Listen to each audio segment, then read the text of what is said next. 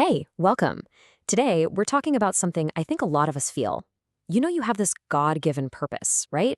But there's this huge gap between knowing it and actually doing something about it. It can feel like you're stuck on one side of a canyon. So, how do we build that bridge? Let's get into it. So, does that sound familiar? You know your why, but you're just stuck, frozen. You don't even know what the first step is. If that's you, hey, you are not alone.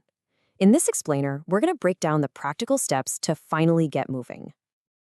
And this verse from James, wow, it just gets right to the heart of the matter, doesn't it? The Bible is so clear on this. What you believe and what you do, they're two sides of the same coin. A purpose you don't act on, it's like faith without works. It's dead. It has no life in it. So let's start by digging into this disconnect, what we're calling we purpose action gap. Because, understanding why knowing is only half the battle. That's really the first step to closing that gap for good. Think about it like this. Discovering your purpose is this incredible, spirit-led aha moment. But that discovery, it's just the starting pistol, not the finish line. A purpose that just stays in your head as an idea, well, it never gets to have the real-world impact God planned for it. It's in the doing, the acting, that our purpose truly comes alive. Okay, so what's the solution? How do we start? Well, it's not about waiting around for some lightning bolt of inspiration or a dramatic sign from the heavens. The real key, it's in embracing the quiet, profound power of small, consistent, faithful steps. And this right here, this slide just captures a huge mindset shift we have to make. On the left, you've got the myth so many of us fall for, this idea that we need some grand, dramatic event to launch us into our calling. But the reality, the biblical truth, is over on the right. It's built on small, daily, faithful steps. That quiet consistency, that's what builds unstoppable momentum. And check out this verse from Proverbs. It just illustrates this principle so perfectly. Notice it doesn't say, commit the huge, life-altering things you do. No, it says, commit whatever you do. When we commit even our small, everyday actions to God, He's the one who blesses them, who guides them, and who establishes our plans. And if you want a perfect example of this in action, just look at Nehemiah. His purpose was massive. Rebuild the entire walls of Jerusalem. Talk about overwhelming, right? But he didn't get paralyzed. He broke it down. He started with prayer. Simple. Then he took the next logical step, ask the king for permission, then gather resources, then rally the people. He's showing us that any huge calling can be tackled with a series of small, faithful actions. But let's be real. Even with the best intentions, taking those small steps isn't always easy, is it? We all face roadblocks. So let's talk about the common obstacles that really get in our way. These four barriers are probably going to sound pretty familiar. I like to think of them as the four horsemen of inaction. You've got fear of failure, the trap of perfectionism, that frustrating lack of clarity, and of course, the constant noise of busyness and distractions. Let's break them down one by one.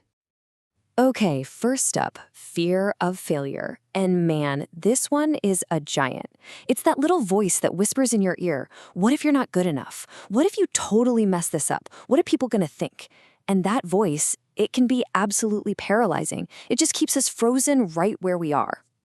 But here's the good news. Scripture gives us the antidote. God did not design us to be timid. The spirit He gave us is one of power, to actually act, love to be our motivation, and self-discipline to keep going.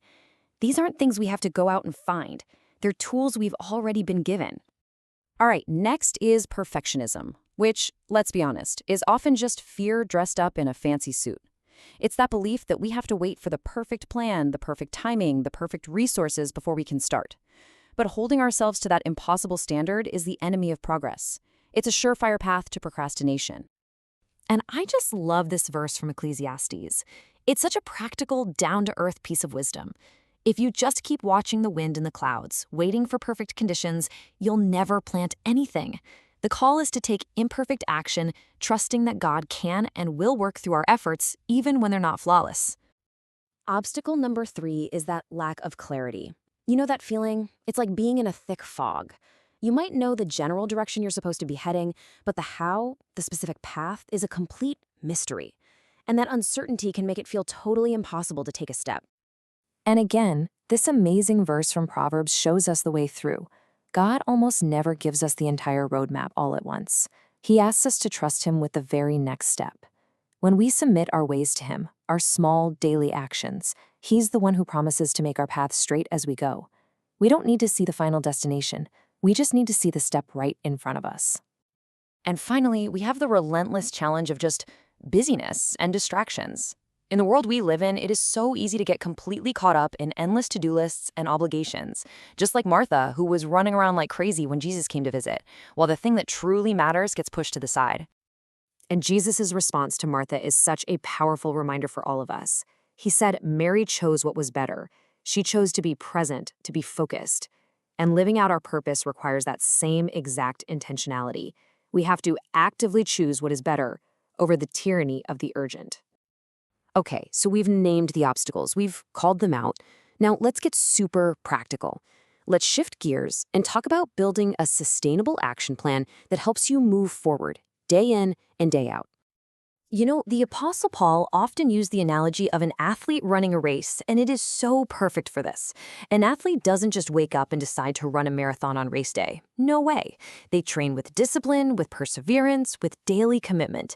And living our purpose requires that same exact mindset. It's a marathon, not a sprint. So here it is, a simple 4-step framework to help you be consistent. First, create a plan. Break that big purpose down into small, manageable steps. Second, build accountability. Find someone to run this race with you, because we are always stronger together.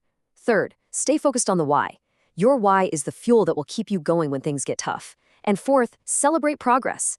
Little wins matter. Acknowledge them to build momentum and honor the journey. All right, we've covered a lot. We've looked at the gap between purpose and action, we've tackled the obstacles that hold us back, and we've laid out a practical plan. But all of it, every single bit, really hinges on one final powerful truth. And this is it. This is the key takeaway I want you to hold on to. Your purpose isn't some far-off destination that you have to arrive at perfectly someday. No, it's a journey that you live out today and tomorrow and the day after that through every single small, faithful step you take. So, I'm going to leave you with this one question. Forget about the entire staircase for a minute. Don't even worry about next year or next week. Right now, based on everything we've talked about, what is the one small, maybe even imperfect, faithful step you're going to take today?